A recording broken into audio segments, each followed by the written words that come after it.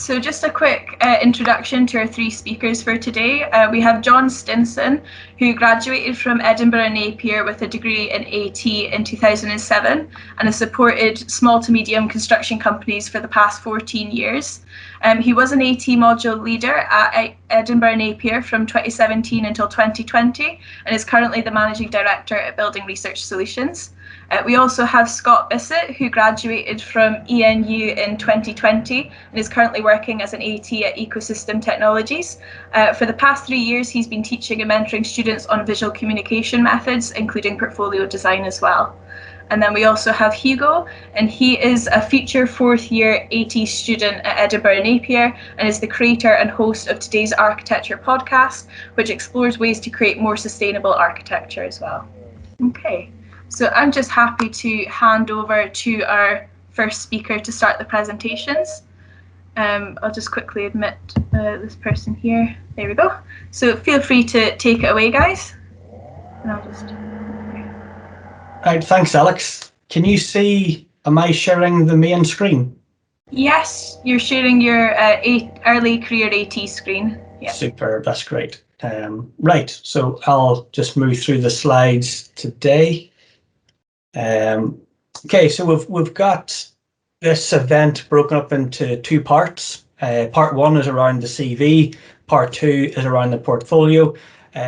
We've got three speakers, as Alex has said, and we're looking to try and get this done as concisely as possible. We're aiming for 30 minutes for part one with a 5-minute break and 45 minutes for part two, and we'll hold all the questions to the end. So it might take a little bit longer, a little bit less to hit those times, but we'll see how we go and kind of thank you all for your patience. So I'll kick off with the CV part, and we will have myself and Hugo from today's architecture talking around CVs today. I'll be covering part one around the theory, essential parts and finding your voice. And then Hugo will come in with a use case example and practicalities of putting that CV together.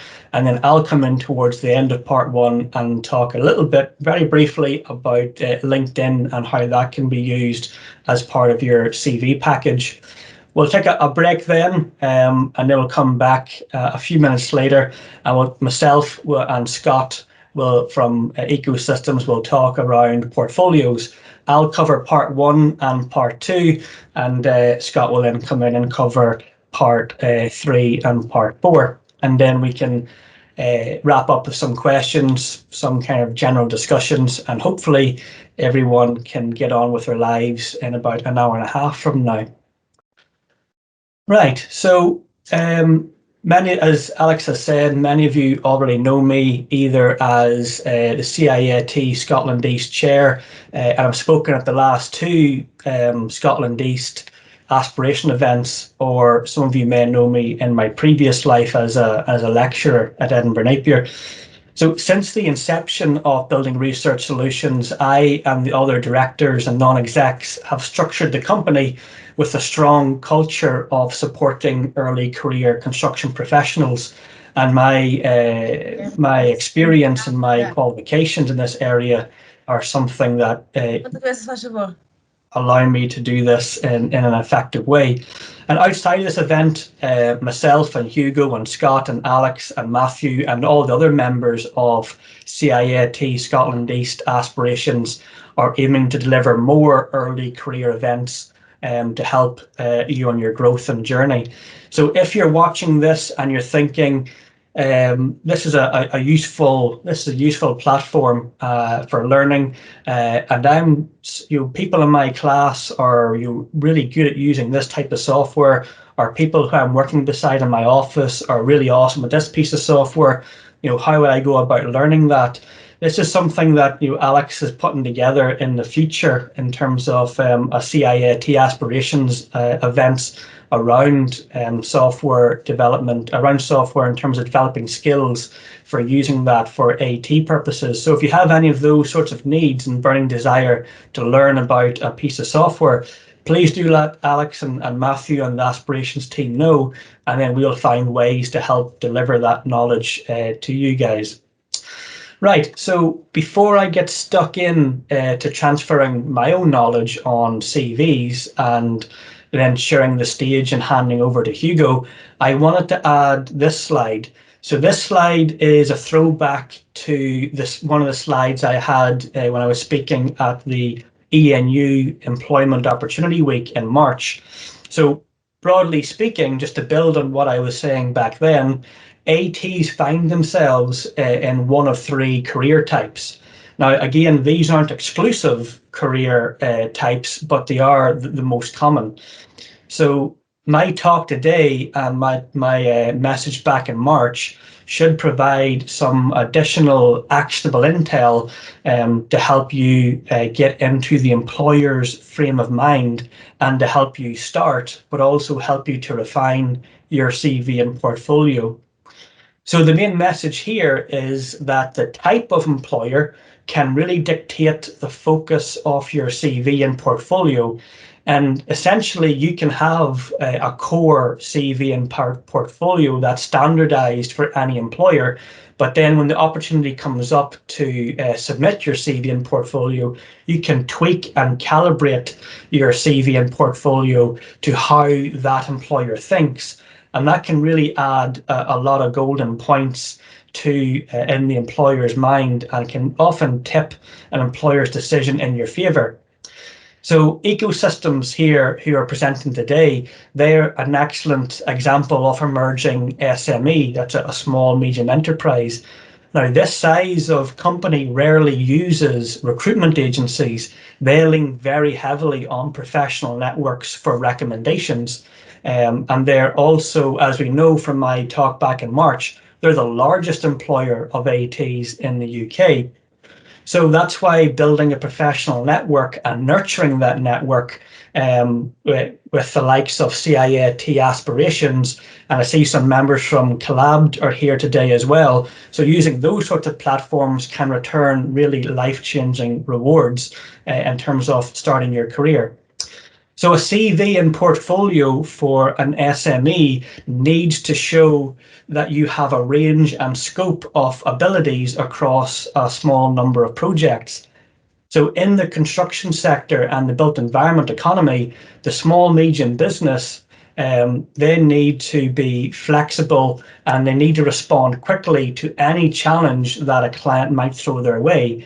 So for you, this means that your CV and portfolio needs to demonstrate that you have this agility and that you're able to pivot across a different range of archetypes and provide a different range of solutions. So here, the message that you want to convey in your CV and portfolio is that you're able to think at a macro level and also a micro scale. And this type of employer is looking to see within your CV and portfolio how you can adapt and overcome a wide range of different challenges. So versatility is key in approaching those employers. The CV and portfolio for a house builder is quite the opposite. The house builder doesn't need to be as flexible in the market space. So paramount to them is the terms fast, quality, and repeatability. So on the very rare occasion that a house builder employer wants to see a portfolio, you need to focus on your ability to produce high quality production drawings with the ability to arrange a large number of buildings over a large site with a little bit of flair for placemaking and town building. So technical content is something that is key for a CV or portfolio going to a house builder. Now, most of you will have shared modules or projects with engineers, surveyors, and other early career construction professionals. And it's those experiences that mean the most to multidisciplinary EAC companies. And this type of employer can provide a career that is a mix of what the other two types of employers do, but they do this on a multinational scale. So importantly, when approaching this type of employer with your CV and portfolio, you want to show how you've collaborated across different disciplines and how your designs can reflect different points of view and how you've encompassed those points of view and presented the best possible design solution to a large client. Right, so knowing that, I'm going to move on and jump a little bit into the CV stuff before I hand over to Julio, or to Hugo, sorry. So what I want to mention here now is that most of my slides moving forward are going to be a little text heavy, but they're designed to be text heavy so that Alex and Aspirations can share these slides either on YouTube or send them out by email, so you have something that you can kind of refer back to. Right, so to save time, everything that I've just spoken about there about the 3 different employer types, I'm now going to be just using a general message that can apply to all types of employer. And then you can use the message from the previous slide and the message from my presentation in March to help you contextualize this general information when you're approaching the relevant type of employer. So I often find it valuable to bring something that's very abstract but very ubiquitous, like a CV. I like to bring that down into something that is back to its basic principles. And for a CV, which literally translates into course of life, a CV is a written statement of your suitability for a given role, or in this instance, your suitability for a job. So today, in today's market, a CV is very much your first professional impression, and often it might be the first or only thing that an employer can use to get a judge of your character and get a judge of your abilities and value. So the employer uses this information to understand if you'd be a good fit with the other personalities in their office and the office culture or the department culture they're currently working with. And you want to show that you can be cohesive in that way. So to help you, give the employer the information that they need, here is some of the information that you need to help put some context behind what we're saying here today. And you'll find many commentators on the web offering free CV templates and free CV hints and tips. And yet some of them are aimed at construction professionals and some are even aimed at architecture, and most cover the same thing. Mine today here are slightly different, and again, I want to break these down from being obscure concepts into chunks of actionable intel that you can use so you know exactly why these sections are important and you know exactly how to manipulate these sections to working for you so you can control the flow of information. So stripping all that back, you want your CV to tell your prospective employer 4 things: who you are, what you're offering, why you're valuable, and how risky you are. Now, these headings or parts can be used to build a mind map around, and you can sit down and sketch out what each of these mean to you as a person. Then you can start building on those headings and add a little more information to each part. So you want your CV to tell your prospective employer who you are as an early career professional, what you're offering as an asset to the company, and why you're valuable as an investment to their company, and how risky are you as a potential employee. So you take all your thoughts, you take all your notes, and you start creating your own template. So you start the CV with a simple introductory information: your name, your contact information, your career status. Photographs are great for the top of CVs, and you do a little concise bio. Now, don't go too nuts on a biography. You can save some of that really good stuff for LinkedIn and your portfolio. Then you want to start listing your relevant work experience and your specific work experience. So this will tell your employer, by employing me, this is what you get. Now, don't fear if you have little or no construction industry experience. There are many techniques that you can use to cast the right light on what you are offering to an employer, and Hugo will cover some of those techniques in his section. But here, you want to focus on giving more than just the bare essentials. So the bare essentials for a work experience part of a CV will include date of employment, name of employer, and employer location. Now here you want to really drive home what you're offering the employer's company. You want to give a little narrative on your previous roles and responsibilities. You want to focus on how you've grown as an employee. You want to focus on how the previous company trusted you to deliver core parts of their business and how you've interacted with clients. Now, a prospective employer will be scrutinizing this section of the CV to see how quickly you can become effective within their organization and how well you'll fit within their current day-to-day activities. Then next you want to start listing your educational qualifications. And this part is designed to tell a prospective employer why you are valuable and why you're worth investing in. So this part is really the anchor for most early career AT CVs. And here you're stating that you know the principles of the architectural sector, and B, you're qualified to undertake the fundamentals of the architecture sector. Now, employers look at this section to see how much time will we have to invest in this person to get them up to speed with the basics. So here you want to do more than just stating the year of study, the institution's name, location, and award qualification. Now, those four things are important, but again, you can go a little bit deeper and show some added value. So you can use this section to show the depth and breadth of your knowledge that you've acquired from various modules and or design projects and or cross-disciplinary projects. You want to show your employer in this section that you have absorbed and hold a lot of essential learning, and that by not employing you, that's the real risk to their business. So speaking about risk, finally, and I've mentioned this before on a few occasions, regardless of how you see yourself and regardless of how you see your own design skills, an employer will be seeing you as an asset. And anything that an employer spends money on for the company is seen as an asset. So whether that be software, hardware, a new vehicle, or a new employee, these are all assets. Now, all assets take time to become profitable.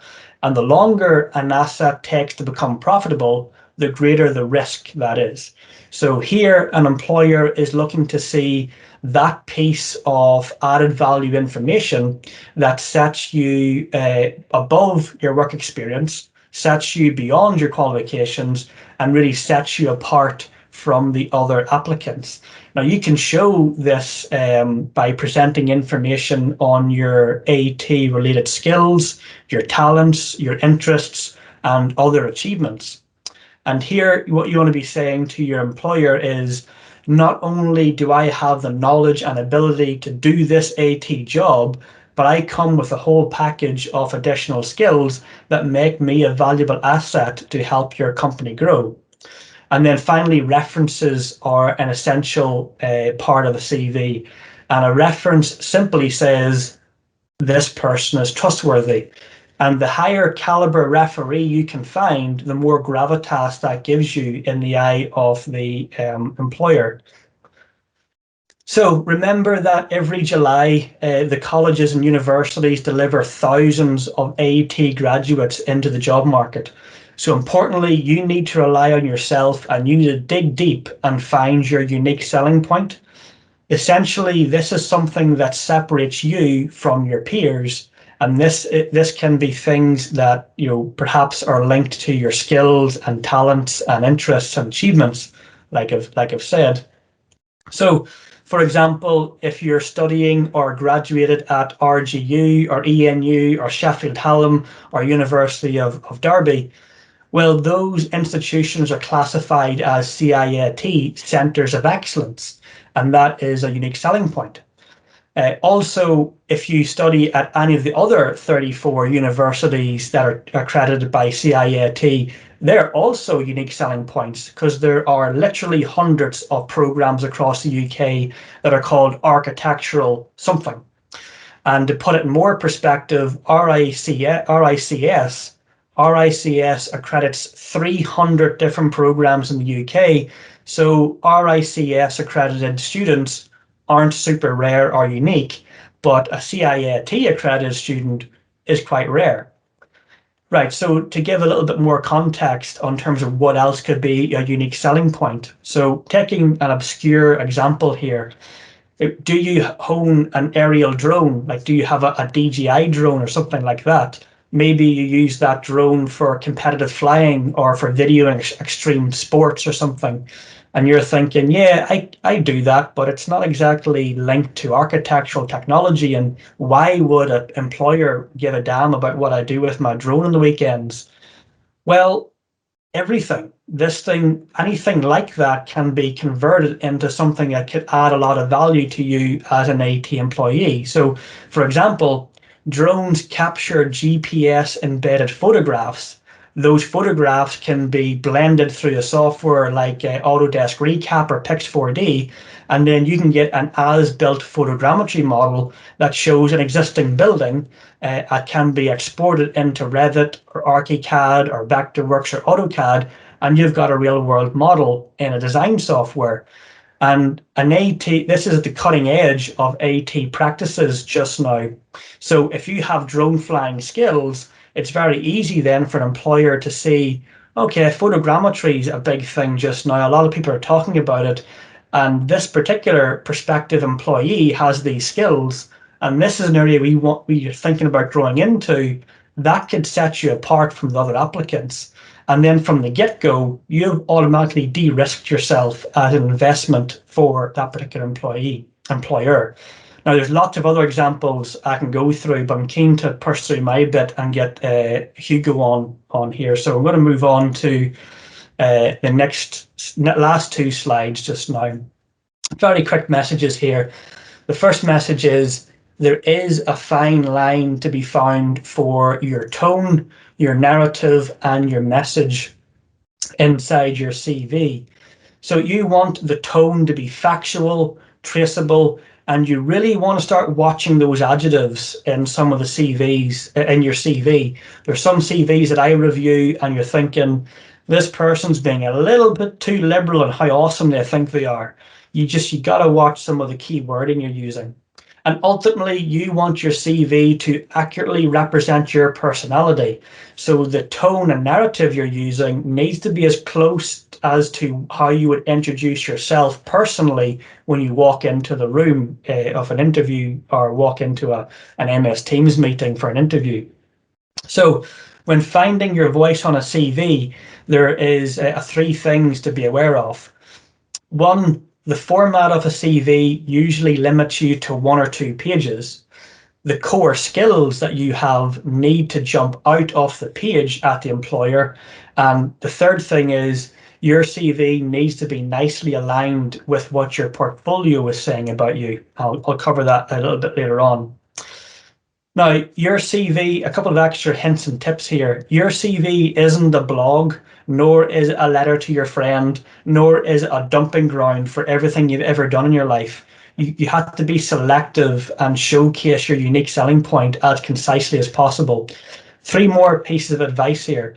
You want to avoid hiding the really special things about you in reams of superfluous wording.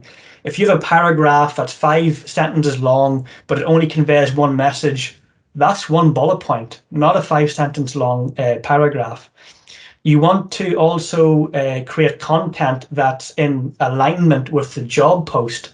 So if the job post is looking for someone who can do domestic work, you want to demonstrate that you have the ability to do domestic work. You might also want to talk about non-domestic, but you don't want to have too much of a focus on what they aren't doing. And also you want to prioritize information that the employer wants to see. Now, my last slide here is to give some guidance from an employer's perspective.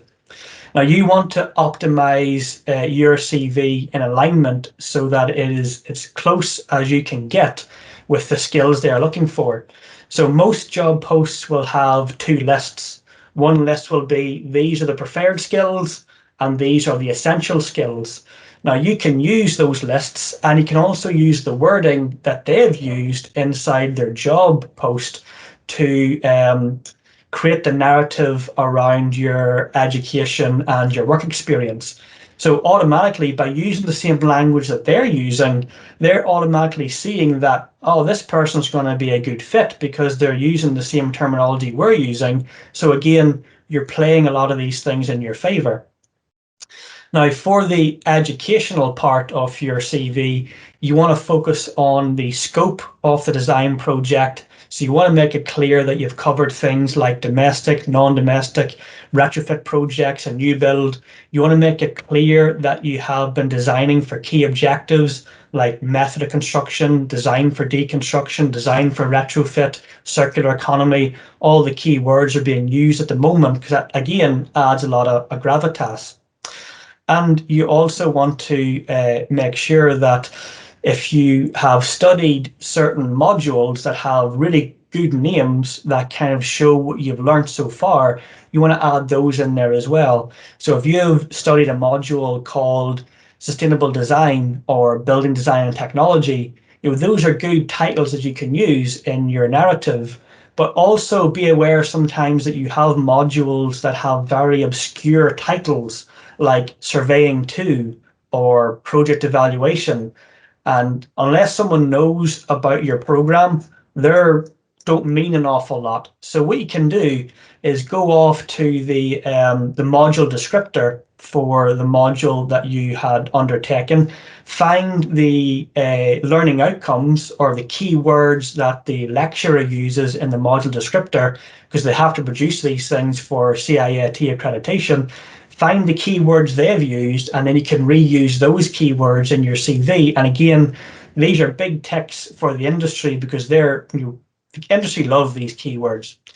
So finally, for the experience part of your CV, you want to focus on the types of projects, the scale, the archetype, and importantly, your role within the design, planning, and construction phase. And if your prior job experience isn't construction related, you can still use that experience, but you want to choose your words wisely. So in those instances, you want to be talking less about what the job was and less about who the employer was. And you want to focus more on your narrative about your roles and responsibilities and the skills you've acquired whilst undertaking those jobs. So whilst you may have worked in the retail sector or the hospitality sector, your next employer, who may be an architectural firm, don't need to know if it's Tesco's or Sainsbury's or whoever it may be. They just need to know it was in the retail sector, and they need to know how you worked as in part of a team, how you've overcome KPIs, how you've hit targets, and how you've interacted with clients. And they're transferable skills that add a lot to a CV.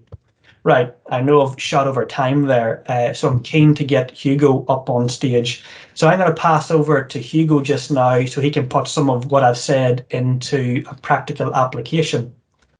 Right, Hugo, over to you. Yeah, sure. Yeah, good, perfect. Thanks, John, for that. So I'm just gonna go through my CV. So why my CV? That's the reason why is because John was my PDT when I was in first year. So he helped me to design this CV with the exact same advice that he gave you for the last 20 minutes. So I'm not gonna talk to you about design. The reason why is because I'm bad at designing fancy stuff. So I'm just gonna let that to Scott, which is way more skilled than me, obviously. I can see his face right now saying like, well, I wouldn't have done this CV like that. Anyway, so I'm just gonna go through the structure and more importantly, the content. So next slide, we are going to just to go through quickly the structure. Yeah, so the first part is, if you click, just go through it. So the first part is going to be the introduction. Then we got the working experience. So I separated this one in two because I'm going to explain you why. Education, achievement and skill, and finally referees. So it's pretty basic structure. It's nothing amazing. The most important is what you put into the structure. This is like the classic structure I recommend you to use because it's like standard. Everyone knows that. It's easy to read, easy to understand. Just go for it. That's pretty basic. So next slide, we are going, so that's the introduction. The first one, John, if you click, that's the one, a really important thing I think is a picture of you smiling. That's a key point for me. If you Google if you search on Google, the Duchenne smile is when you smile with your mouth and your eyes. There is a study that proved that makes you looks like more confident and more attractive as well. If you want to date your boss, maybe at some point, but more confident, more reliable, and more friendly as well. Full legal name, important. I had some friend who put like the nickname. I was like, what the hell? Don't do that. Then what you are playing for or what you are doing currently. So for example, here I was like architectural technology student. That's what I'm doing. Next, contact detail. So portfolio, I would say phone number and email address. That's the two main one. Then if you got like me, portfolio, a wee website or something like that, you can put that. Home address, I'm not really sure about it. I just put it because I think I'm a bit old school. You don't have to do it. Description of yourself. That is the important part of the introduction. That's where you're gonna use buzzword, but be careful with that. The thing with buzzword, for example, in my description, I put like I like to think of myself as having imagination and highly detail oriented. For example, having imagination and highly detail oriented, I can prove it through either my portfolio or some drawings or experience. I've got some story I can tell to prove that those points. So be sure that you can use as much buzzwords as you want. The only thing is you need to prove it through your portfolio or through a story of your life experience, or you had a previous job or a university or whatever, even in your personal private life. So that's the important part. Work experience. So I divided the work experience in two because I've been lucky enough to grow up in a family of builders. So I've got experience in the building environment, which is really specific for the job I was applying for. So building environment. So I've got my podcast that happened. Then I've designed construction. We design and construct a house with my dad and my uncle. That was 3 or 4, 5 years ago. So I just put like in description what I've done, what skill I've got, I've had through this experience, like masonry, carpentry. That's all what I've done. I've been also like a volunteer in a farm in Scotland where I've done like mostly painting. And that's even if it's mostly painting, is still a valuable skill. For example, I bet like a lot of you have already like painted their bedroom or something like that. That's something you can add if you tweak it in a way. Like for example, let's say you painted your bedroom and you said, well, you can specify like, well, I choose the type of paint who was like water based to avoid chemical for air quality in the bedroom, bring more light in my bedroom, or attract like if one wall was darker than the other one, that was maybe to store the sun energy. You can go really deep just with a really basic things as painting your bedroom. So if you have done that something like that, you can still put it as a working experience in the building environment. You just need to find what you've done, which could be related to what your employer is looking at. Next slide is going to be the work experience, but which is not related to building environment. And same, there is always skills that you've learned in different job. Like for example, this one I was a ski man, so I was the guy who, when you want to rent a pair of ski, I was a guy who's giving you boots and shoes in a ski shop, basically. So I can't say like, oh, I can give you the best advice for your what pair of ski to choose for the next winter, but that would be no valuable to the employer. But what I've learned as well is like I was selling ski and boots, and so I was able to understand the client needs finding product adapted to its expectations, skill level, and price range. And if you expand this skill to the construction industry, that's something really valuable, because you need to understand the client's brief and what he needs, and find solution and design adapted to his expectation and his price range and what he wants as well. So that's something that is a valuable skill that you can bring even through something which is really not related to the construction industry. Next slide. So education, pretty straightforward. I got my third year architectural technology. That's what I've done. I got like all the module related to all the modules that I've written. I've got public speaking at GP University. That's an online class, so it's not like a real university. That's just an online class. So if, for example, if you take like a class with Udemy or Skillshare, for example, that's something you can add. If it's related to, I don't know, if you do like visual graphic design, add it. That's still like some skill that you can bring that to your employer, and show as well that you are keen to learn new stuff without like outside of the uni, like just by yourself. So that's still show that you want to learn more and you are happy to learn. And then DUT mechanical, that was my past life when I was in France, so still something valuable as well. That if you just coming from high school, just put your high school and different module that you've done in high school. And next slide. So achievement is skill is where you throw all the other stuff you think is valuable, kind of. For example, I've been president of 2 different associations. So one is rock climbing club, the other one was just a student association in France.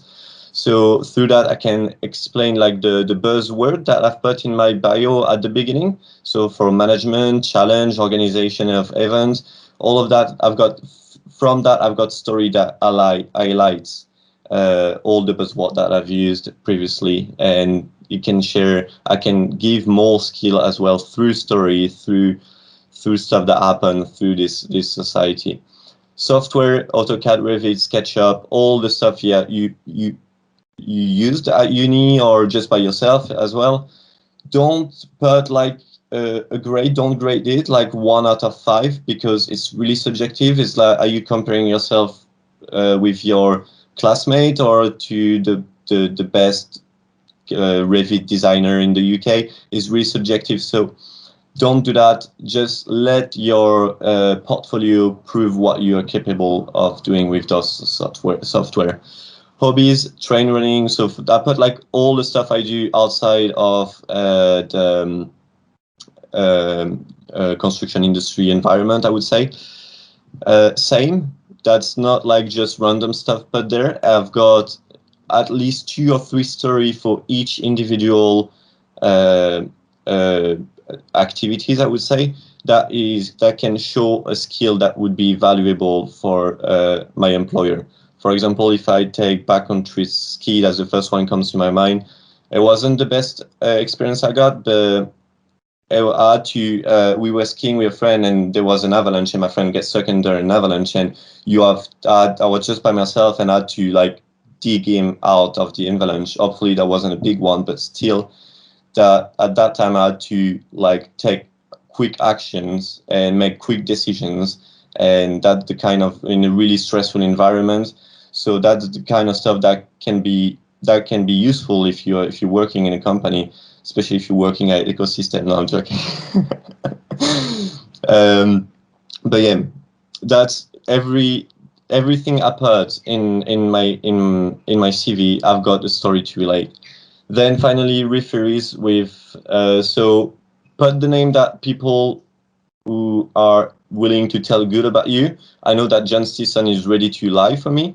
But for me, it was quite easy to find people.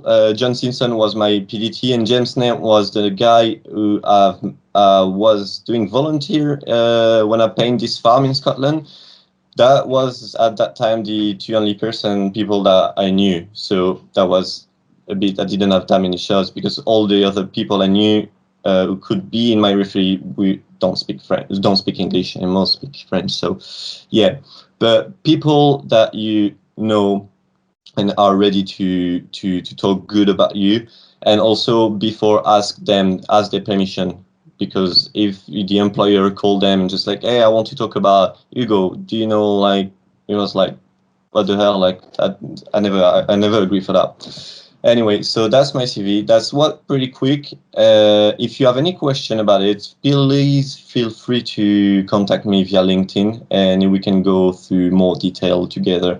I'll be more than happy to do that. And I think that now that's the break, and we're a bit late, but anyway. And no, sorry, that's not the break. That's John talking about LinkedIn. That's an extension for your CV. So LinkedIn is a valuable asset as well. And John has way more experience than I do with LinkedIn, so he's going to talk through you about it. Superb. Have I been unmiked? Am I good? Good, super. Yeah, so as Hugo said, anything can be used as valuable content in your portfolio, in your CV. It's all about framing the information. So things that even might seem really obscure, and you may be sitting at this point in time in your career where you're thinking, I've got nothing to put into this CV apart from a photograph. But really, when you it just takes a little bit of time to extrapolate what you've done with your studies and just kind of framing it in such a way that it can add a lot of value to who you are. So without laboring the point much further, I'm going to just super quick run through this slide and then hand back to Alex for the break. So in the quest to finding and interviewing and securing a job, LinkedIn can indeed be an ally, and at its core, you can think of LinkedIn as a digital CV and something that a prospective employer can find online. Now, employers will search for you online, so you want to be in control of what they find. So the basics of LinkedIn follows the same structure and purpose of a regular offline CV. And everything that myself and Hugo have covered so far still applies to what you can do with LinkedIn. But LinkedIn also gives you a really easy opportunity to build up on that added value to your unique selling point. So here are just very quickly just kind of 2 or 3 tips on how you can use the LinkedIn. So when you're setting up a page, you want to spend a little bit of time on copyright-free photograph websites like Pixel or Pixabay and get a cool little banner. As Hugo's already said, the power of a photograph is fantastic. Do you have a photograph on there, not a photograph of your cat or your dog, as tempting as that may be? And if you aren't as brave enough as Alex and Scott and Hugo and Matthew to have a face-on photograph, you can do something where you're looking at something or reading something or drawing something or in front of your favorite building. One of me, for example, is standing looking at the last parts of the Falkirk wheel being attached. And employers do want to see what you look like, and if all things go well, then you're going to be seeing your employer for every day for the next so many years you want to be there. If your CV and portfolio is going to tell a prospective employer that you are madly passionate about homegrown timber, or you are inspired by building materials with a low carbon footprint, or you're passionate about modern methods of construction, and you want those things to define who you are as a designer and add value to your personality, you can use LinkedIn then to stack these things in your favor. So outside of the basic kind of online CV you get from LinkedIn, you want to find the people, organizations, and businesses that are working and posting about the topics that you're saying in your CV is important to you. You find out who's talking about those topics, you follow them, you like their comments, and when you're ready, you can and have confidence enough, you can start leaving comments and tagging people into those comments. Now, all of that may seem a bit trivial and a huge waste of time, and there's lots of arguments why that may be the case. But from an employer's perspective, doing all of that does 3 things for you as a prospective employee. One, it tells them that you're not full of shit. and everything you've said in your CV is actually true, you actually do love sustainable design, or you do love circular economy, or you do love design for retrofit. Two, it tells them that you know your way around networking and how to professionally network and how to promote something. So if they employ you, then that would work in their benefit, in their favor, because then you'll be promoting their brand and promoting their projects, and it's an easy way for them to get some coverage and bring in new business. And thirdly, if you are actively contributing to the conversations around key topics in our industry, again, this de-risks you as a potential employee, because the employer would be looking at you and saying, wow, this person's actually really adding to some of the conversations and commentary about what's going on volumetric design or mass timber, it may be. And then the employer's thinking, we want to know more about that. This person knows about it, so we employ them. They can help disseminate that knowledge within our business and kind of bring up the knowledge of the colleagues inside our organization. So again, from the get-go, you can use LinkedIn to show that you are a valuable asset worth investing in. Right, so that's all I want to say on that. I'm going to hand back over to Alex to bring us into the break. I think I just froze there. No problem. Thank you so much, guys, for that really relevant and important information you've shared with us so far. What we'll do is we'll just put back up the slide I've got here just with the ground rules and stuff for our break, just for about 5 minutes or so, and then get started. Unless anyone wants to start sooner than that, they can let me know if 5 minutes is a bit too long. But happy to start back up about portfolios at 5:02 if that suits you guys. All good? Awesome. Right, I will just share this screen again. And I'll just keep it like this because otherwise I can't access Teams if I shift it. So we'll leave it like that for a bit, okay. Hugo, I really liked your CV, by the way. So, the visual style, I liked it. I wasn't slamming it, so good stuff. Sorry, thank you. Now, do you know on what I've done it? What did you use? Canva. Come again? Canva. Canva.com. Oh, like a website builder. Yeah, website, yeah. Okay, yeah. That's the only thing I'm good at. Yeah, I mean, honestly, yeah, if it's something you're not comfortable with, like that sort of stuff, those online ones, you get something that looks pretty pro pretty quickly. So. Yeah, no, exactly that. There is like bunch of like templates and stuff like that you can reuse. Some of them are crap, but I mean that's really subjective, obviously. But yeah. No, there is like a lot of like stuff that you can add, like logos and images and background and stuff. Is really really useful. I find it really useful for a lot of stuff if you're not used to like Illustrator or Photoshop or this kind of software. That can maybe the learning curve is way shorter. Yeah. To that. So yeah, definitely. I can drop. Maybe it can be useful. I can just drop the. Oh, you wouldn't want some people are like me, not skilled at all at designing. That's why I recommend to use fast and easy way. Do you work for Canva? Like, is that a thing? Yeah, so I've got, if you sign up and pay, because you can pay for it as well, there is a premium membership. And if you use the link, no, I'm joking. You got 20% off and I got some money.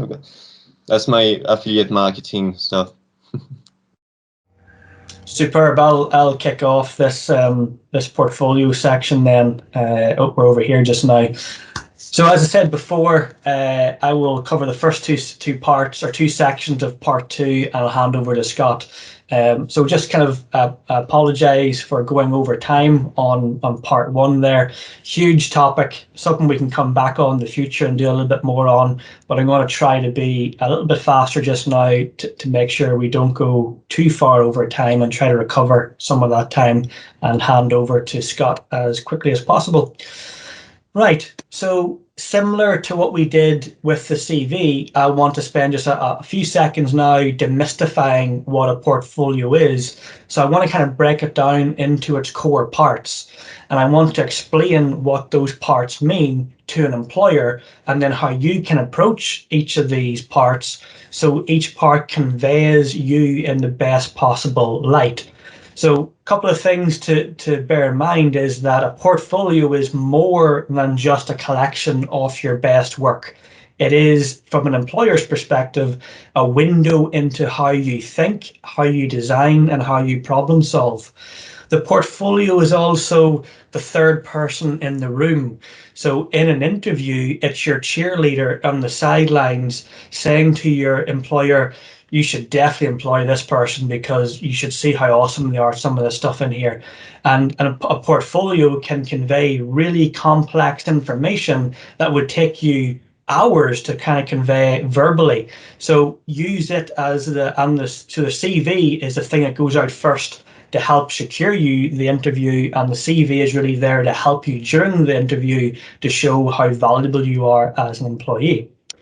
So, and what Scott's going to talk about towards the end of this webinar is the design style of the portfolio itself is also assessed, sometimes consciously, sometimes subconsciously, but it is how you arrange drawings and images and complex information onto a page.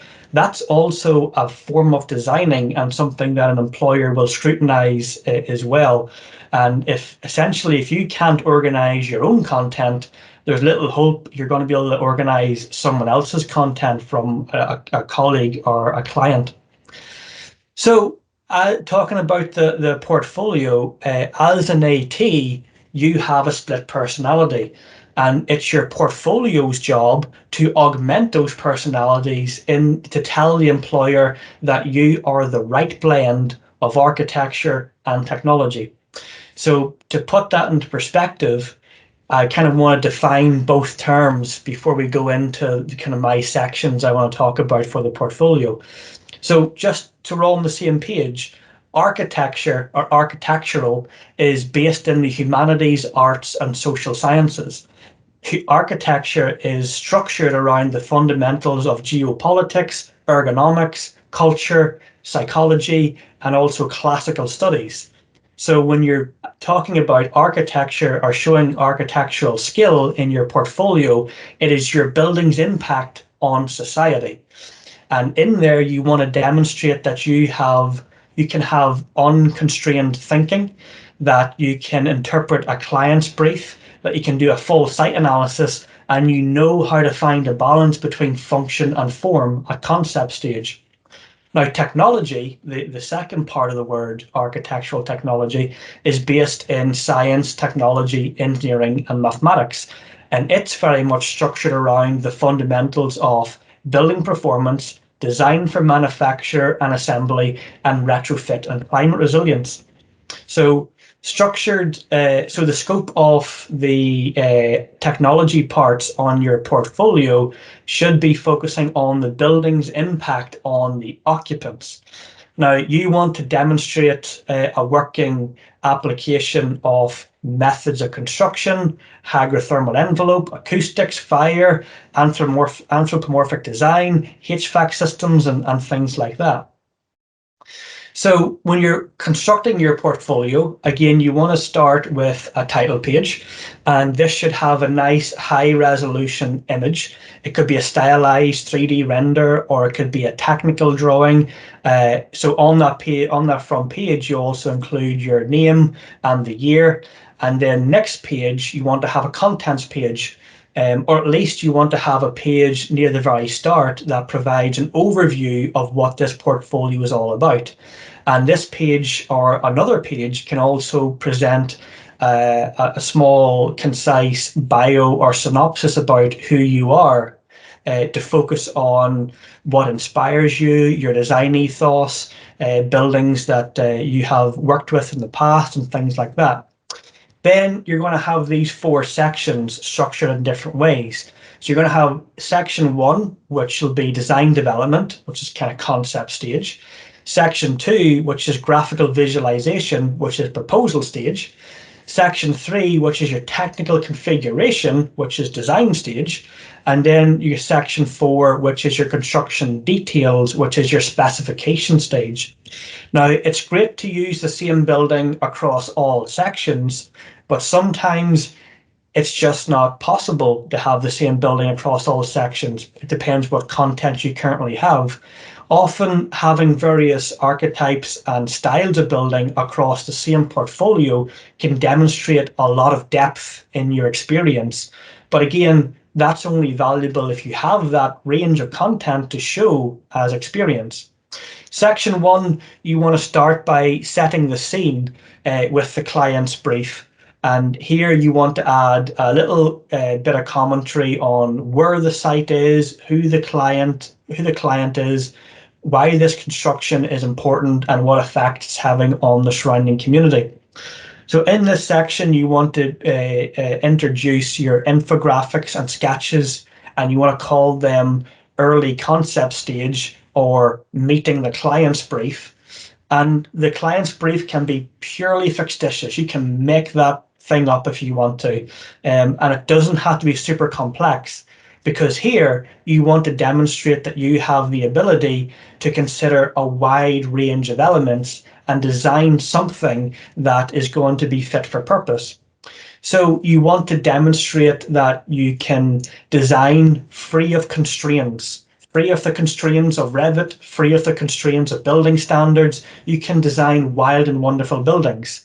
And you'll kind of gradually scale those in as you go through the different sections, but you want to show you've got that imagination. You also want to show that you can sketch by hand or sketch digitally, so you can sketch complex ideas. And you also want to show that you've considered a wide range of different influences to help you design the best possible building for that particular site. Now here you'll be using infographics and mood boards and other types of graphics to show your skills with understanding how weather and climate affect a building's position and shape, how the occupants will get into, around and out of the site, and also the most appropriate method of construction given the location, road infrastructure, and influence on neighbouring buildings, and also then shortlisting a selection of external finishes, landscaping and cladding. So this section very much falls under that architectural definition we spoke about a little bit earlier. Section 2, and this will be called something like proposal stage or something like that, and it'll be framing. You'll be framing this section as though it is a set of visualizations that you have produced for planning consent, or if you're walking into a local residents meeting and you want to present your early kind of concepts to the client before you get stuck into the nitty-gritty, because you want people to give you some feedback on these early concepts before you spend any time detailing everything up. Now, this works best if you have some stylized images like high-res isometrics or a 3D render, but often simple mass modeling is very good for this section also. It doesn't require a huge amount of wizardry with a lot of different software. So here you'll be demonstrating that you have the ability to convert those wild and wonderful concepts from the previous section into something you can actually work on the site.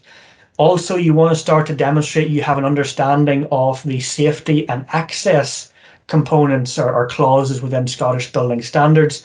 And also you want to show that you can design to exceed the building user's expectations. So like I say, you'll be using 3D or isometric modeling here for this. And again, you will be showing that you have skills with placing a building that suits its surroundings, finding that balance between function and form, and finding that balance between magnitude and size in relation to the neighbouring buildings. So again, this section also fits very strongly into the architectural part of what we described. Section 3 is technical drawings, and this very much is the meat of an AT portfolio. It is sometimes perceived as being the most boring, but Scott can give you some hints and tips on how to make it not be as boring. But essentially, this section should show that you can set out a set of technical drawings to a very high standard and follow all the necessary drawing conventions. So here, you want this section to be telling your employer, I know how to handle a CAD software. You don't have to spend hours and days with me teaching me how to use a CAD software because I can do that. Look how good this drawing is. So this should include things like a site plan with all the technical information, north arrow, dimensions, levels, roads, houses, contours, things like that, services, mains, infrastructures. You want to have a good floor plan in there, a good elevation, and a good one or two good cross sections. And you want to have this particular section demonstrating that you have the ability to bring in more Scottish building standards at this stage, like or other building standards wherever you are in the country where you're looking for jobs around safety, environment, fire, and sustainability. So relative sections of the Scottish building standards are parts of England, Wales, Northern Ireland building regulations. And here you'll be using mostly 2D drawings to show off that you have an understanding of internal layout, size, safe activity and passing spaces, corridors, you know how to design staircases, things like that. You understand internal configurations and programming or proximity matrix on why you selected the rooms and why the rooms are where they are and how the rooms connect to other rooms and how people in those rooms can visually or physically access other parts of the building or the site. And here is another good opportunity to show that you have a working understanding of the fire regulations around window placement, corridor lengths and sizes, and escape routes. Section 4, last section really. Here you want to take parts of the cross section from the technical drawing section and the previous section and then show your ability to produce high quality, high levels of accuracy technical drawings. And here you also want to really focus on your ability to specify materials like insulation, external and internal finishes to achieve whatever desired effect that you wanted to when you were talking about your client brief way back in section 1. So you're getting that kind of continuity of narrative and that story throughout your entire portfolio. Now, importantly, you really want to stay clear of generic annotation like insulation. So you need to show your employer that you know your way around the science and performance characteristics of a material. It's no longer good enough to have a detail and have a little arrow going, that's insulation. You need to write something that shows you understand what that actually means. So something simple like little arrow, this is phenolic foam insulation, thermal conductivity better than 0.0 watts per meter Kelvin. And for example, for external finishes, you want to avoid generic terms like that's timber cladding, and you lean towards a more informative annotation like little arrow, Sitka spruce, tongue and groove, horizontal cladding, coated in grey, weather resistant paint. And that adds so much weight to a portfolio. So this will also demonstrate that you have the ability to work with Scottish building standards or English, Wales, Northern Irish building regulations for energy, noise and fire. And you'll be using 2D drawings, 3D isometrics or exploded axiometric drawings to show that you have a working understanding of building physics and to show that you understand material properties, material characteristics, material performance. You want to focus really heavily on structural materials, thermal materials, materials for the controlling of moisture and water movement, condensation prevention materials, acoustic barriers, and fire stops.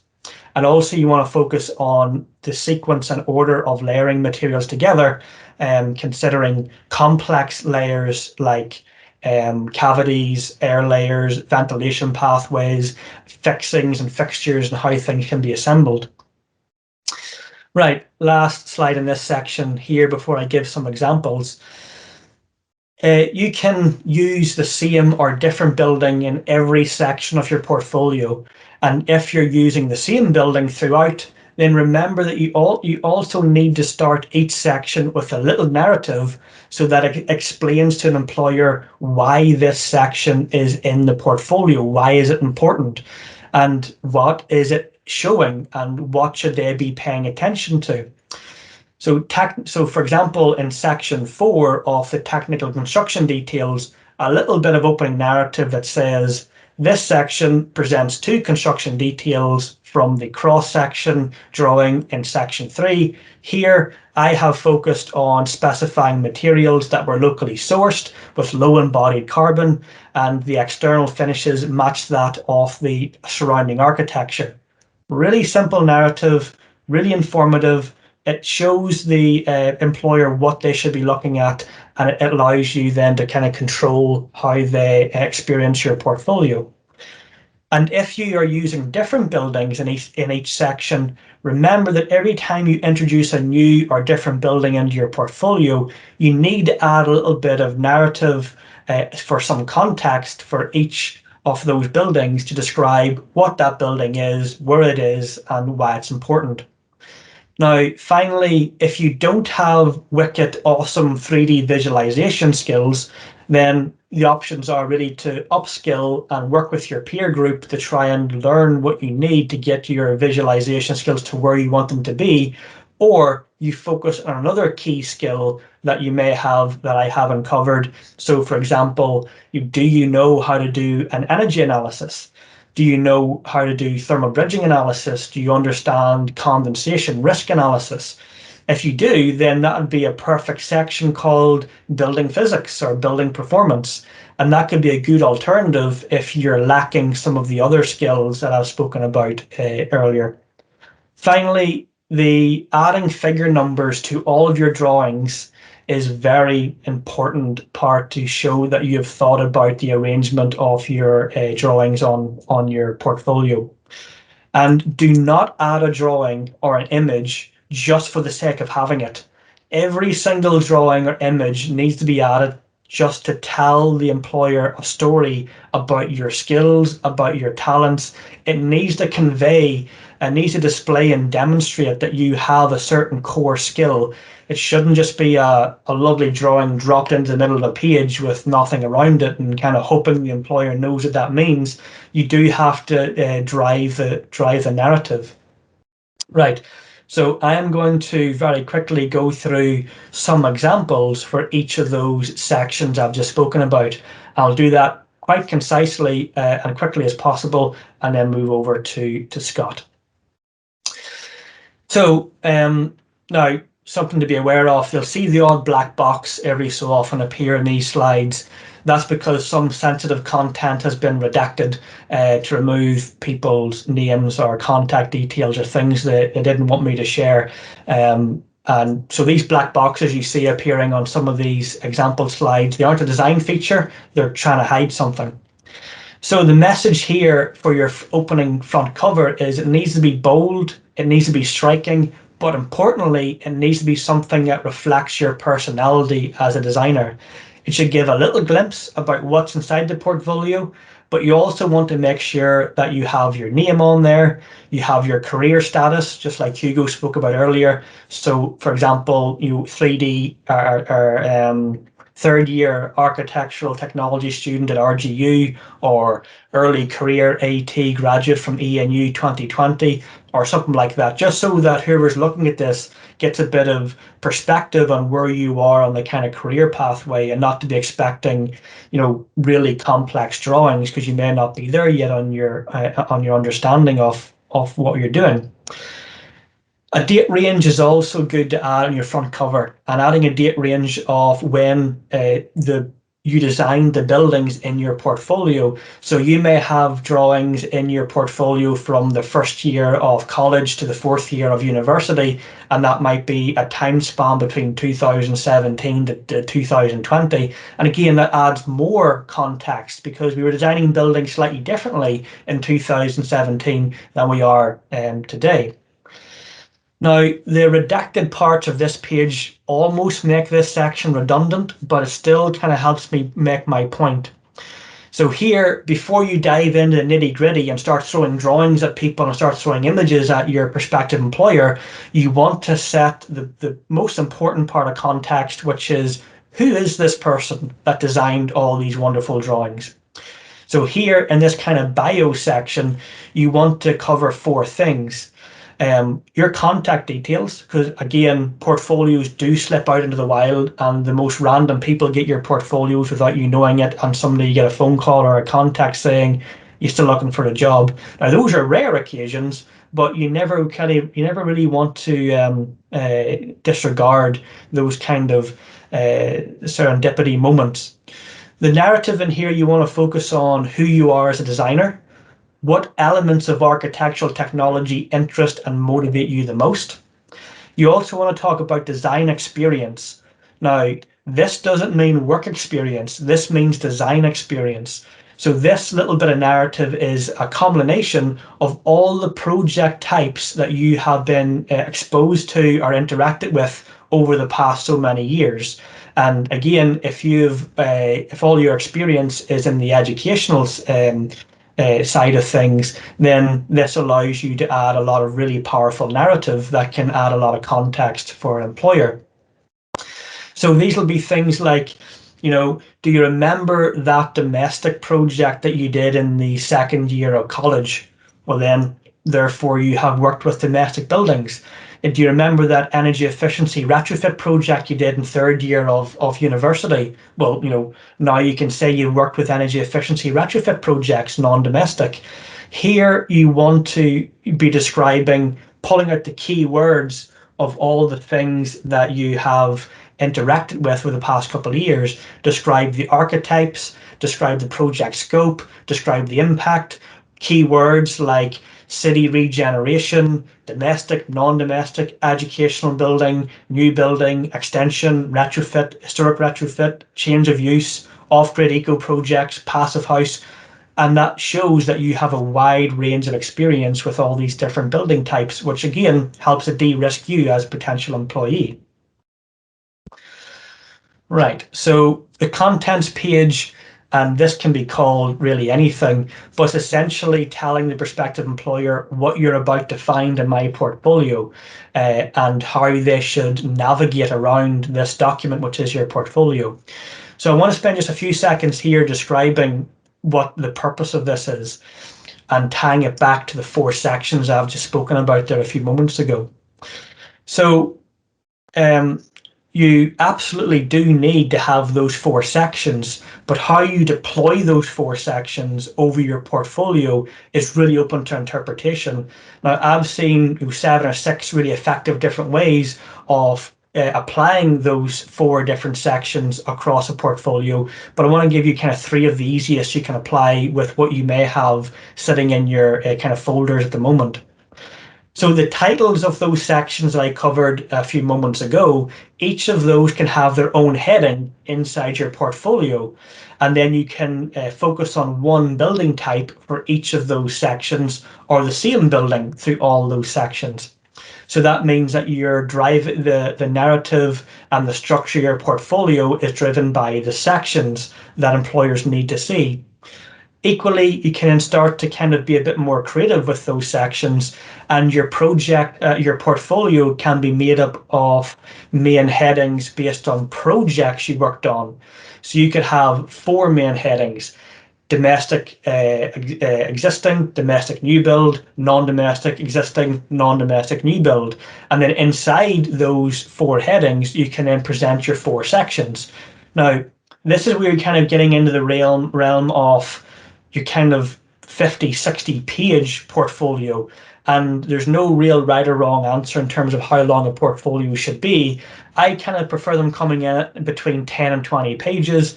Some people prefer them coming in less than 10 pages. And I've seen portfolios going out that are 40, 60 pages long. You really want to make sure you get that fine balance of not showing the same thing over and over again. Because if you can do a site analysis for a new build office block, you don't necessarily need to show the same site analysis thing for 4 other projects, because the fundamentals are the same. So again, be selective, because employers don't often have a huge amount of time to go through portfolios. Now, the third option of how to apply those 4 sections across your portfolio is to have a heading for each year of study. So if you were all 4 years at a university, year 1, year 2, year 3, year 4, and then you could have section 1 and 2 from the sections I spoke about earlier, kind of around all your year 1 and year 2 content. And then section 3 and 4 that I spoke about earlier can be in your year 3, year 4 content, and you could show different buildings. And you might get that happy medium between too many pages and showing that you're a competent AT. So all of that depends on how much content you currently have and how much additional effort you want to put into the existing content you have or stuff that you've already submitted as part of a project or coursework. Now, I'm going to move through these next slides quite quickly because it's fairly straightforward. I'm going to be saying the same thing again here as I said earlier, but I just want to add a bit of context as to what this looks like. And again, there's no real right way to do this. There's a wrong way to do this. There's no real right way to do this. It's just about doing it as informative as you possibly can, making sure that you're demonstrating all those kind of key skills and making sure each little image is telling a fundamental story about your skill set. So your design development section, wherever that may be in your portfolio, you want to show that you're a free thinker. You want to show that you're able to evolve designs from the start to fulfill the client's brief. You also want to show that you can design under the influence of climate, location, access to materials, user experience. You also want to show that you can select materials based on external materials, based on supply chains, based on influences from the surroundings, etc. And you want to be kind of really creative here with the sort of infographics you can show. Section 2, graphical visualization. You want to demonstrate that you have a really good understanding of how to strike a nice balance between form and function, magnitude and scale, how it fits into the site. You also can use this as an opportunity to really showcase some of those key design features. So if you've said earlier on that, I'm absolutely in love with air source heat pumps and solar PV, then there's not always an easy place to put a heat pump and a PV into a technical portfolio or an AT portfolio. But here's a good opportunity to kind of do a pull out from a mass model and go PV panels going here, air source heat pump going there, rainwater harvesting going over here. And again, that shows a mass model, it shows scale and scope, but it also pulls out those key design features. Technical configuration or the design stage part of your portfolio, wherever that may be. Importantly, you want to convey that you understand drawing conventions, you know how to arrange a drawing on a page, you understand the importance of line types, of scale, of contours, of different hatching for different services, connecting to mains, water and electricity and gas and things like that, and also the importance of hatching and the importance of annotation. So that's what you want to show here. And then in your section 4, in your construction details, you want to show that you can specify materials, you understand what U values are, and you've done some U value calculations. You understand that every construction detail is in risk of having condensation forming and how you've resolved any kind of danger of condensation or moisture movement. And then if you do have those skills around thermal bridging and producing psi values and this little thermogram I have here, then you show that beside your construction details, because again, it shows you have a working understanding of how heat and moisture moves through your building fabric. Now, before I hand over to Scott, I want to just wrap up my thoughts on everything I've spoken about for the past hour and a half. So these are my take-home messages for CV and for portfolio. So for CV, 3 main things to walk away with from what I've said here today. Your CV is not a blog. Your CV is not a letter to a friend. Your CV is not a journal or diary entry into everything you've done in your life. It needs to be succinct, concise, and informative, and it needs to be used in the same language that the job post has used in their whatever they published that particular job opening, and it needs to be linked very clearly to the at least the essential skills. As many of those preferred skills you can get in there, that just kind of a big tick in your favor. You want to make sure that it is relevant to your CV, is relevant to the employer, and always remember that an employer sees employees as assets, and all assets need to be a good investment for them to justify spending the money. So you can help show that you're a good asset by kind of playing up on those unique selling points and by using LinkedIn to reinforce some of the things you've said about yourself in your CV that can help that company get ahead of the curve. Now, as an asset and as a new employee, you are a risk to an employer because you could leave in 3 days' time, or you might have lied on your CV, which is always things that are kind of keep employers up at night. So to help de-risk you as an investment, you want to show that you're capable of much more than just drawing, that you're adding value to the construction industry, that you're part of those conversations, and you know an awful lot about an awful lot. So the portfolio, my take-home messages before I hand over to Scott, is a portfolio is not a random assortment of pictures. It is a storyboard of your talent and skills. It needs to have a clear structure and a strong narrative and a clean flow of everything tying together. Now, it needs to align as best as possible, all being well. You're not trying to pussyfoot round HR or recruitment agency who doesn't tell you who the employer is. As best as you can, you want to align your portfolio with what that employer is doing. So, are they specialists in retrofit, for example? If that's the case, then make sure your portfolio has some retrofit elements to it. Even if you haven't studied retrofit in college or university, that's going to be a big kind of go, no-go decision for the employer. If their key job is around retrofit and you've got nothing but retrofit in there, it's a big risk bringing you in. So you want to kind of upskill a little bit where you have to. Each image in your portfolio needs to carry a meaning. So your portfolio is the third person in the room for an interview, and it can very easily communicate really impressive skills and talents that you have.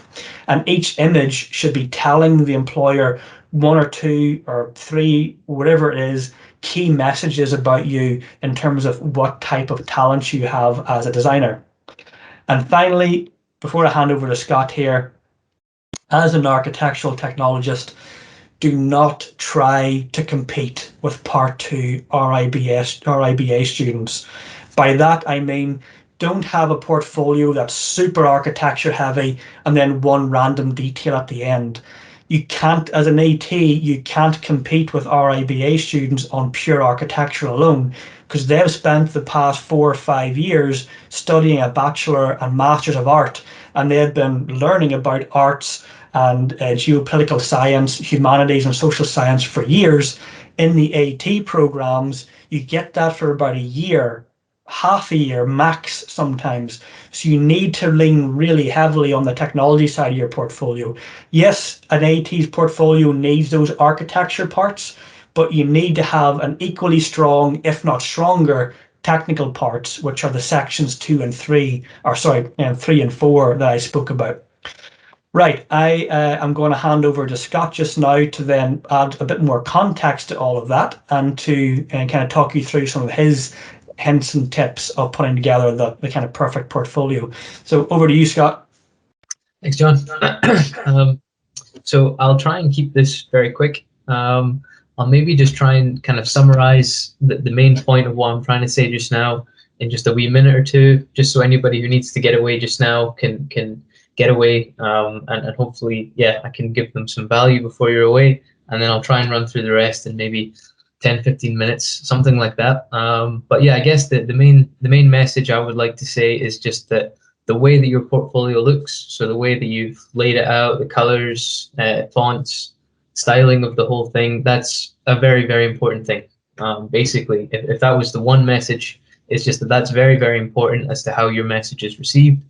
So something John said towards the beginning of the portfolio section is that people will form an opinion on you based on the way that your portfolio looks. And I think you said sort of sometimes subconsciously, sometimes consciously.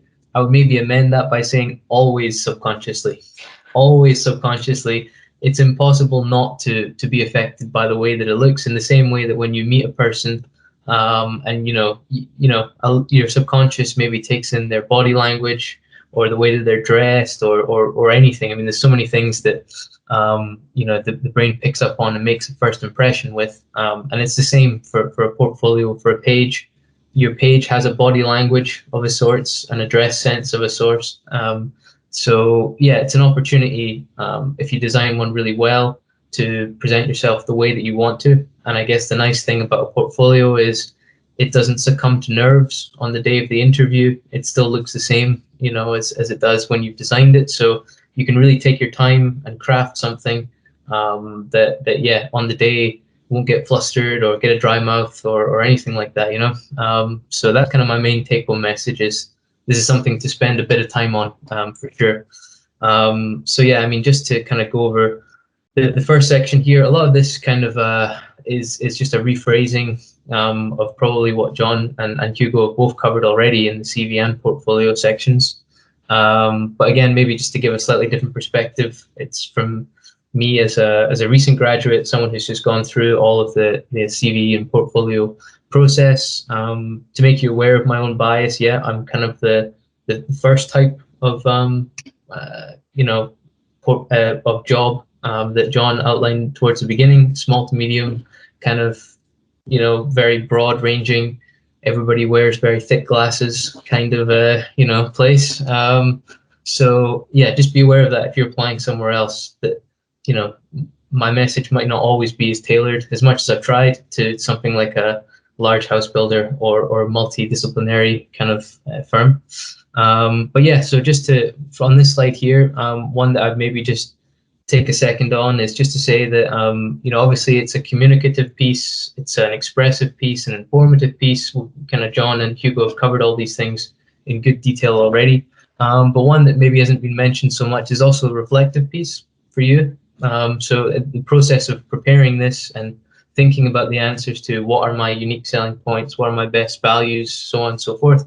That's a really nice opportunity to just reflect. And I've certainly found in the past, preparing CVs and portfolios, it's got a sort of cathartic element in that afterwards. Once you finish making it, you're like, oh, okay, maybe I understand myself a little bit better, what my skills are, what my strengths and weaknesses are, or how I present myself to the world and what that maybe does or doesn't say about me. So yeah, just that is a nice little bonus, and it's always worth praising that, because sometimes portfolios can be like, oh, I've got to do this thing to hopefully get a job and stop, living on my friend's sofa or whatever. It's also, you do get something out of it too, other than just a thing that has to be done. So I would encourage you, to try and view it as a reflective experience as well. Next slide, please, John. Yep. So this is just a little experiment to try and reinforce my point of, it makes an impression on people, and the way you lay it out does have a really big impact. Obviously, this is ridiculous. Okay, I'll just say that right off the bat. The one on the right is, crazy. No one would ever do that. I don't think anybody here, even though I've never met any of you, would do this. But the one on the left there is that was my portfolio I used when I was looking for jobs. The one on the right is one pulled together at 11 p.m. on Word last night. And yeah, it's the exact same content. It's just the styling is different. So just to illustrate that point of, don't let your amazing content be, soured by, laying it out using Comic Sans. Spend some time to make sure that you're doing your own content justice. I just got a wee thumbs up from John for, I'm assuming, slamming on Comic Sans. So thank you. Next slide, please. Next slide, please. We've covered all this already. So yeah, so again, just in terms of content selection, which I think John has done, and Hugo as well on the CV side have done a fantastic job of really going into the depths of what content can you consider and how might that be tailored to your audience. A few points from me that maybe weren't mentioned from my experience of doing this a year ago is, chatting with friends, fellow students or colleagues, they can be really good. The people who are really close to you, they know you quite well. They can maybe have that slightly more step back opinion of you and what your strengths and weaknesses are. And certainly I found my friend group and fellow students at Napier, a few of us, we all sat together and helped each other with these. And I was like, oh, I think you're really good at this. And they're like, no, stop it. And, you know, you have a bit of fun as well. And, you know, it's, yeah, it can be really useful to have your friends go over things with you. And likewise, researching potential employers online, looking for what words frequently come up from what they're saying, looking also at the way that they approach graphic design as well. You find architects and design firms, a lot of them have, you know, similarities that they play into visually, which could be a whole talk in and of itself, but no time for that. But yeah, just go there to try and get some inspiration. And I've included this last one, and I feel like the looking at other portfolios, but not too closely. It's the but not too closely part that's very important there. In that, you know, what John was saying, don't try and copy Reba Stage 2s. Is that online? It's really hard to find other AT portfolios. I found personally, like it's really hard to find that specific content. Most of what you'll come across are some ridiculously glossy, amazing looking architecture portfolios. But also as well, just they're not really tailored to delivering technical information as much. They are much more conceptual and kind of, yeah, I have a lot of problems with them in a lot of ways for how they don't work for ATs, but I guess we don't really have a ton of time other than I should just say, yeah, read them with a pinch of salt, but they can be useful too. And it's certainly one that a lot of people go to, myself included, when I was first looking at these, was I want to see some other examples. So there's tons out there, have a look, but be careful as well. Next slide, please. Just to mention a quick few points on format, which is obviously very important. Print can be really nice to have in a face-to-face interview. What it can offer that others don't is a certain materiality. You know, if you print on like nice card and things, and it can make a good impression in face-to-face if you have a printed copy, but I wouldn't rely on that solely. PDF is, you know, the bread and butter, the standard, what you would expect these days. And then web is a really nice one because it can kind of always stay up to date, whereas PDF and print are immediately out of date. But it requires a little bit more know-how, but really not that much. There's tons of great tools like Wix and Squarespace and all the other ones that come up on YouTube adverts that I forget the name of.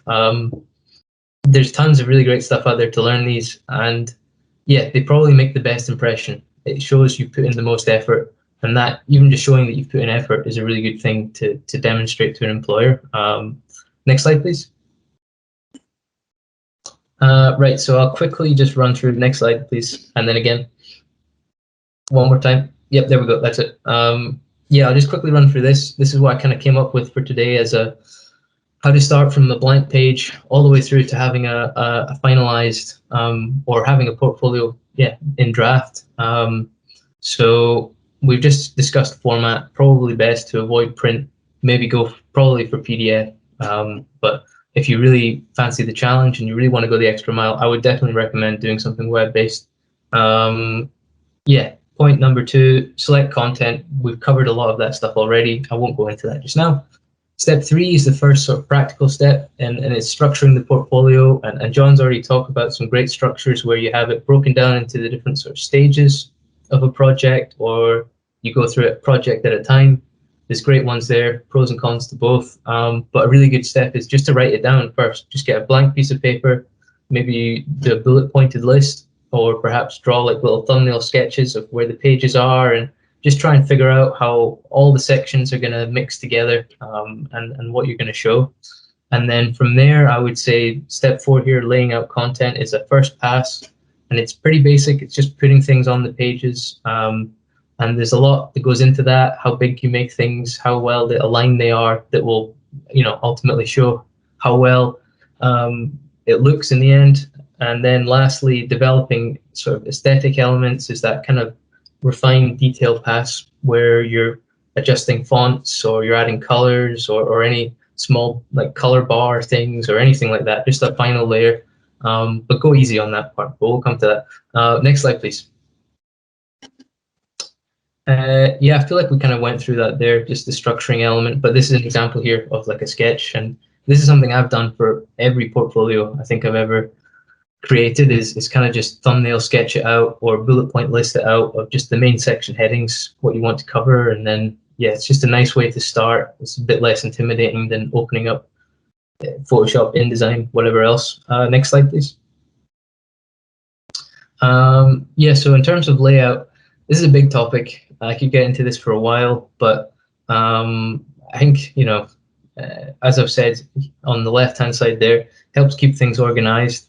And then, you know, the bottom point there was an attempt to rationalize that within AT, but it's like having the foundations of the building. If they're not right, you know, something's going to go wrong.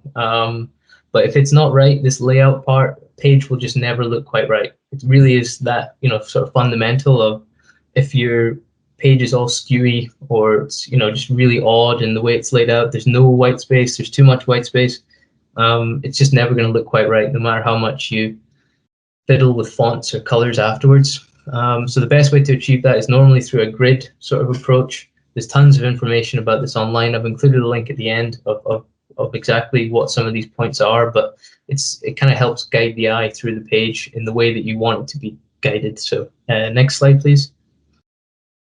So I've just given this another few examples here of, like, you know, you wouldn't detail out windows or anything in a building before, you know, arranging the structural grid. You wouldn't build the walls before the foundation is set. If you're like looking at it from a more artistic perspective, you wouldn't sort of sketch in detail like on the image on the right here without first blocking out the main shapes. So when it comes to laying out a portfolio, you know, spend that time to lay out the base elements first. It's something that is skipped a lot, and I've skipped it a lot. But trust me, you know, if you are going to lay it out from scratch, definitely spend some time on that first. Next slide, please. Yeah, and then the kind of nice glitzy layer on top, which is when I was first doing these, the thing I immediately skipped to and was like, screw everything else, I want the best font. Yeah, I would say for this, keep it really simple. You can do a lot with one font throughout an entire portfolio and one color, like one sort of accent color. You can do a ton with it. I'm going to show you a few pages I pulled together just the other day for this that uses one font and one color. You can get away with a lot with that, and I would recommend, really, if graphic design is something you're not super comfortable with or have a lot of previous experience in, definitely keep it simple at first. It's a much better way to go. Next slide, please. So yeah, as I said, this is a quick example of some portfolio stuff that I pulled together. So you may be thinking already, oh, you said one font, but I can see like 3 fonts. That is one font. It's just like different font weights. So there you go, I cheated. I kind of like, you know, but yeah, just using a couple of different font weights with one font, you can do so much, so much. And again, there's a lot of white space here. I've used an image of one of the buildings I did whilst at university there on the front as well, just because, again, it just makes it unique to me. Like, no one else is going to have that on their front cover. So, or I hope no one else can have that on their front cover. So, you know, it's another opportunity to, yeah, put your identity into it, kind of sell your designs as well. Not that you're trying to sell them, but, you know, sell them on your designing abilities there. So yeah, one font used, one accent color, and then the pages are all split up into thirds. Now that might not make a ton of sense if you're not familiar with that, but I'll show you what I mean on the last slide. Next slide, please. So as John said, like, I've put a wee contents page on the left-hand side, and then sort of bio on the right-hand side, picture of me smiling. I'm not doing the eye thing that Hugo was talking about earlier. I need to find out what that is, because that sounds cool. But you know, a wee smiley photo just straight off the bat, like, it humanizes the whole thing. I really can't. Yeah, I think it makes a great impression first off the bat. And if all you took from this today was that you should put smiley photos on things, that's probably a good wee thing to get out of it. But yeah, just talking again just about the graphic design sort of it. One color. So there's that kind of blue color I've used there, and that's just to, you know, make a few things pop, and it kind of guides the eye through the pages. Lots of white space. Everything's laid out deliberately to the point where I was kind of sitting there pressing the arrow keys, like just a wee bit to the right, wee bit to the left, and it's all laid out to this kind of thirds motif that I'm talking about. But I'll flash that up at the end. Next slide, please. Yeah, I mean, I don't really know how too much to say, but again, it's just the same font and trying to use the space well, cutting things up into thirds, and being very graphical as well is always good, but it has to be graphical, if you can, mixed with the technical. So what John was saying earlier about not competing with Reba Stage 2s is, you know, trying to show the technology of what's going on there, as well as making it visually interesting is how we can kind of differentiate ourselves perhaps from architects in terms of presenting a portfolio. Next slide, please. More, yeah, again, details, and I'm a big sucker for all these kind of infographic-y kind of diagrammatic things. So I've used a lot of them in this portfolio. But again, the same sort of thing works for just traditional details or elevations, plans, all that kind of stuff would go in fine here. I've used color. Oh, okay, I broke my rules there. There's actually some more colors in there, and I see a yellow and a purple. So sorry. But for them, yeah, again, you can use color to kind of guide the eye to what you think are sort of very important words. So, I mean, these again, like you can see all this is all placeholder text. So I don't necessarily want finishes to be an important word in this, but for you, again, like, yeah, it's highlighting those key bits of information. If someone's reading this very quickly, their eye is more likely to stop and go, okay, cool, design for deconstruction, sustainability, great, maybe I'll read a bit more here if that's what my company's interested in, or maybe I won't. But it's just, you know, giving them that ability to get to what's important very quickly. Next slide, please. Just a quick note on this one. So, well, two quick notes, and then we're done. On the right-hand side there, the red lines, that's the kind of grid. So that's something that is in the sort of desktop publishing software that I'm using behind that. So desktop publishing is for like producing documents. So this is InDesign, Adobe InDesign. You don't have to use Adobe InDesign. There's tons of things you can use. If you're interested in finding out more about software and alternatives or anything, please send me a message on LinkedIn or something, and I could hopefully sort you out. But yeah, this here is technically cut up into sixths, but there's like a sort of thirds blue grid. You guys can't see where my finger's pointing. There's a blue grid that cuts it up into thirds, and then a red grid that cuts it up in half again. And everything is, for the most part, aligned to that. Now you can break the grid, and you should break the grid, but only after you've learned the grid. That's what I've learned in the last couple of years. So I would stick to it quite well at first, but again, check out some graphic design tutorials online. There's some really great stuff out there. Graphic designers are really good at illustrating what they're trying to say, and you kind of hope that they would be. So there's lots of good tutorials on this kind of stuff online. We note on details on the left there, something I've seen a lot in other people's portfolios, and I've done in some of my earlier portfolios, is make sure your details are like properly legible in the format you put them into. So no like white box kind of around them, no really pixelated line weights. And likewise, if you've annotated them in CAD or something like that, when you put them on a page, often that annotation becomes ridiculously small and you can't read it. So separate out the annotation and then write it in the same font that you've used on your page, and that will make it look so much better, so much more purposeful and deliberate. And yeah, it will just make the whole thing better. So do remember to look at details when you're putting them in, and if you can, just put in the base detail, the lines, and then annotate within the software that you're using to create your portfolio. But yeah, I think that's probably me. Next slide, John. I think we're done. So just right at the very end on the Q&A page, just to cover this, there's a couple of links there that we can make available somehow after this. So if you're looking for more advice on like, well, what colors go well together, what fonts go well together, that's something when I first started, I was like, I have no idea. I have no idea how any of that works. What do you mean fonts go well together or not go well together?